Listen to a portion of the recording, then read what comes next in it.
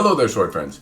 This is going to be an update to a review I did some time ago about a Citadel Bamboo Katana. Now, in the original review, which I will link in the description down below, I did not do any cutting with it, and it was only one example of said sword. This is not the same one as I did in the review. It's the same model, but a different iteration, or a different number of them, different one. I sold the bamboo that I used in the review, and this one came to me again secondhand, and I thought, well, hey, great opportunity to do some cutting, to finish off what I should have probably done in the review, but also to maybe give some thoughts on another example. Here's another one of the same model. Is it consistent? Which is always fun to see, because there is a lot of variation in some of these semi-handmade goods where the one I get may be fantastic and the one you get may be total shit. So it's nice to see another one of the same sword to get an idea of consistency. In any case, there were some things that I can say I noted. One, the saya has the same type of shape. The transitions are all very good between it. Everything matches. It has a nice slender shape. All of the things that I liked about the saya before, I like about this one, but it also has the same kind of binding issue, and it's not naturally going to do it now. But it would bind on me quite a bit while doing EI, and I think this is starting to wear away whatever was binding on it before, because it's doing it less, and I've used it quite a bit in the last week. It doesn't rattle, it doesn't fall out, everything is as it really should be, other than the binding, which again seems to be maybe a painstaking process, or something that it goes through when it's new and not as much after some usage. Everything is tight, the ito is good, the diamonds are pretty well shaped, though there are some inconsistencies between them. They're also a little bit on the small side. Now, this handle was used quite a bit just before me, and you can notice that in the center here it's cleaner than where you would probably grip the sword. So this might also give you an idea of one of these swords with some miles on it, how the ito wears. And overall, it's tight, it's good, it's comfortable, nothing's loose, nothing rattles, everything seems to be as it should. Now, the blade is a good thing to talk about, because the person I got it from, which again is secondhand, said that this came with a bend in it, a swoop, and it's really, you have to look really hard. It almost looks like it's there, and then you keep looking at it, you just can't point it out exactly. Anyway, it has like a little dip in the blade, and because it was bent a little bit and had some cutting scratches and also some minor edge deformation right in the Manauchi area. Well, it already had miles on it, so I figure I couldn't hurt anything by cutting with it, and so that's something I'll show you in just a moment. But I suppose this is something to touch on, that if it came with this curve, this dip, this bend, which I certainly trust the person I got it from, that's a miss from Citadel, and something that I would certainly be disappointed in.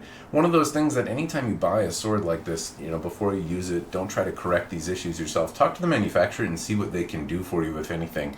That would be something I certainly would be disappointed by, absolutely. Now, in terms of using it, this is a stout, kind of meaty feeling blade. I really like the dimensions and proportions and how it feels in hand, but it definitely is not a light Yaito feeling blade. It didn't really wear on me while I was using this sword, and one thing that I noticed, which is odd, is that I can get a hasuji, or a wind sound, a swishing sound with the sword when I cut one direction, but not with the other. And not to say that it isn't my form or my issue, but I thought it was really strange that me, as well as a couple other people at the dojo, did not have a lot of luck getting hasuji, or getting that slicing, swishing sound when you cut in different directions. One end is easier than the other, and I don't know if that speaks to maybe some oddness in geometry or just poor technique. I'm not sure. One person at the dojo had luck getting both, but it certainly provided more, it required a little bit more effort using it one way than the other, at least if you're going to get that sound specifically. Now, cutting-wise, it worked fantastically. Despite the edge damage, that didn't really play a part in the actual usage. I took it to some tatami mats.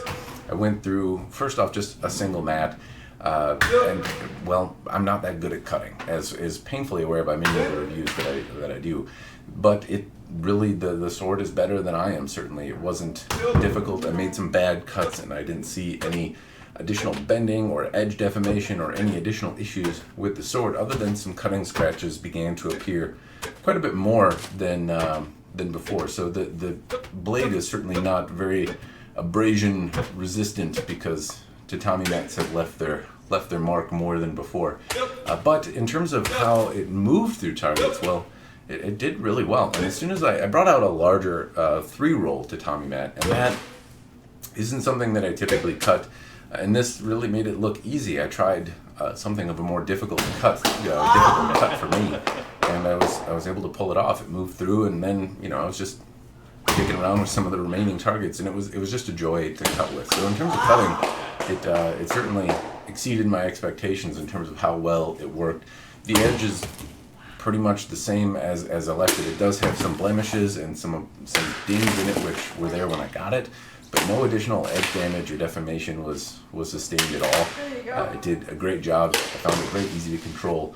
It's stout, it's meaty, it moves through things, but then at the same time, when you get it in the target, it just kind of does the job for you. So overall, I've practiced a lot with it. I've done quite a bit of EI, and I've done a bit of cutting, and it is just a really fantastic sword. My opinion of Citadel is that for a mass production company, which technically they are, despite that they share some similarities with custom making, so custom sword makers, I think they make just about the best sword that you can buy in a mass production realm. At least if you're looking for, in terms of fit, finish, assembly, I think they just do an absolutely fantastic job. The Ito's tight, everything fits the way it's supposed to. All these little details are met, but you certainly pay for it. It's $2,800 for this sword new, and $2,800 can almost get you, a custom sword from a reasonably respected smith, but it probably won't have, a bohea and this type of geometry and some engraved fittings and stuff like that. This is maybe more decorative than you would get, but you're in the realm of custom swords. Still, if you're wondering what sword manufacturer makes just about the best sword that you can buy in terms of who nails fit and finish, Citadel, I think, does that. Now, there are other companies that do better jobs with the artistic steel. So this is just a very plain 1075, I can't remember what steel it is, but a very simple polish. There's not a lot of frills in the blade. It's, if you're looking for something as a user that is assembled well and ready to go, you're not looking for folded stuff, you just want good assembly, Citadel just does the job, but they don't really have a lot of artistic stuff going on here. The fittings are pretty simple, very reminiscent of the Cold Steel Warrior Katana almost. It is what it kind of reminds me of in terms of how the Suba looks.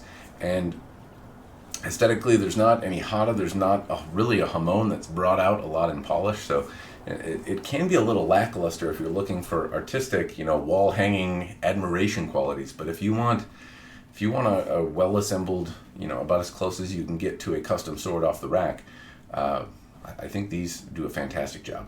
Anyway, I hope the update is helpful. This is a great sword. I think I might actually hang on to this one for once. This may be one, since it's already got miles on it, I'm going to use this for a while.